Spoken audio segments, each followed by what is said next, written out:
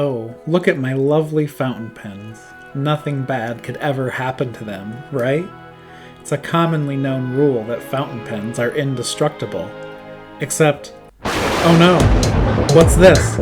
A fire has broken out. My pens, they're on fire. Help! Help! What am I going to do? Okay, despite my clever use of stock footage here, we can all just calm down, take a breath. This fire is only metaphorical. This is what we in the fountain pen psychology business call a thought exercise. I have 141 fountain pens. If they were all on fire, which ones would I reach into the flames to save? And which ones would I be glad to see burn so I could collect the insurance money? First, but in no particular order, is the Franklin Christoph Pocket 66 in orange ice. It was a tough call between this pen and my Pocket 66 in antique glass, which was my first ever Franklin Christoph pen. But what gave this one the edge was two things. First, it was a gift from my mother when we attended our first ever pen show together. And also, it was my first ever custom ground nib, a cursive italic, and it really opened up the world of custom grinds to me. Call me sentimental, I dare you. Next up is this oversized Zephyr from Scriptorium Pens. It's made from blue aspen material, and the nib and ink windows are transparent orange. I've got an 18-karat gold nib with a triangle breather hole on it, and this pen is just one of a kind. I waited a long time to get it, and I thought really hard about the design, and I'll lose a couple layers of skin reaching into the flames to save it. Next up, we have a River City Pens Modified Arlington in Sun Parakeet material. I have a lot of exciting custom pens, but this one made the cut because it was a Christmas present from my parents, and I love that it has a thicker than usual section, and I love the colors. Bright and cheerful without being oversaturated. Makes me feel like I'm writing with a popsicle, which is a feeling I'm always chasing after in life. Next out of the flames is a Franklin Christoph Model 50. If I'm being honest, this one probably only made the cut because it's one of my newest pens and I haven't even inked it yet. You can see I haven't even chosen a nib to put in it yet.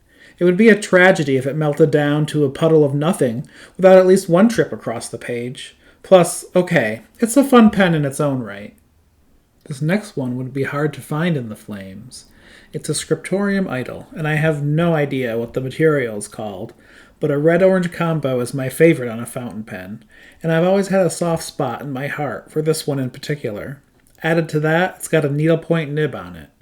Not my go-to nib choice, but an excellent weapon to have in my pen arsenal.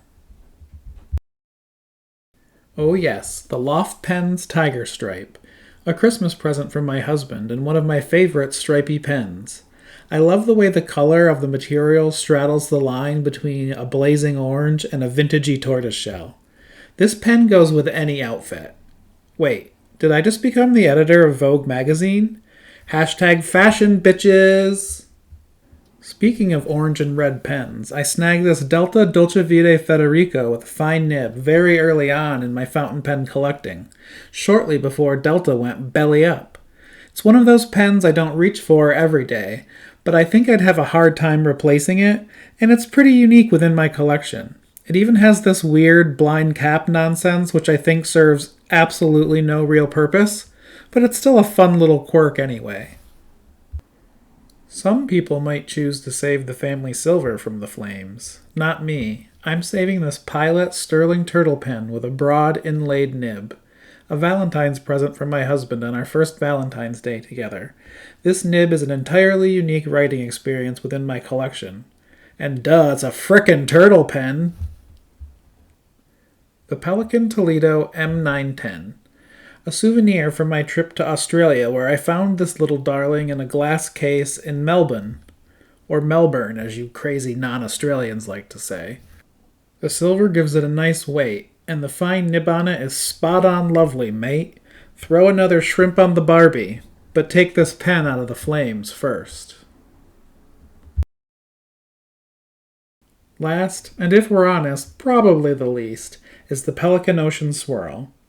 I think this pen is pretty enough, but I really hate that it doesn't have an ink window. The thing that's saving this pen from the flames is the nib. The nib on this thing is killer. An architect grind done by the nibsmith. And that's it. I've saved the best of the best.